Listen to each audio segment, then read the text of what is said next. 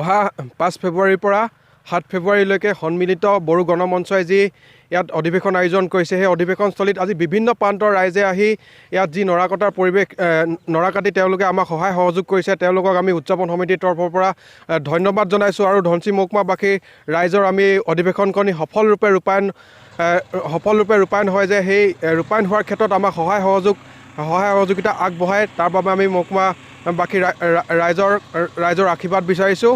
আৰু আমি উদযাপন সমিতিয়ে আজি যিসকল ৰাইজে ইয়াত আহি আমাক এই কামখিনি কৰাত সহায় কৰিলে তেখেতলোকক আমি ধন্যবাদ জনাইছোঁ। এই ধৰ্ম নিৰ্বিশেষে যি আমাৰ যি এই অধিৱেশনখনি হ'ব, সেই অধিৱেশনখনি সফলৰূপে ৰূপায়ণ কৰাত আমাক বিভিন্ন জাতি জনগোষ্ঠীয় সংগঠনে ইয়াত সহায় সহযোগ আমি আগবঢ়াব বুলি আশাবাদী, কিয়নো এই অধিৱেশনখনিতেই আমি সমগ্ৰ জনগোষ্ঠীৰ যি পৰম্পৰা আছে সেই পৰম্পৰাখিনি আমি দেখুৱাবৰ বাবে চেষ্টা কৰিম। সেই চেষ্টা কৰাৰ বাবে আমাক বিভিন্ন জাতীয় দল সংগঠনে আমাক সহায় সহযোগিতা আগবঢ়াব বুলি আমি আশা ৰাখিছোঁ।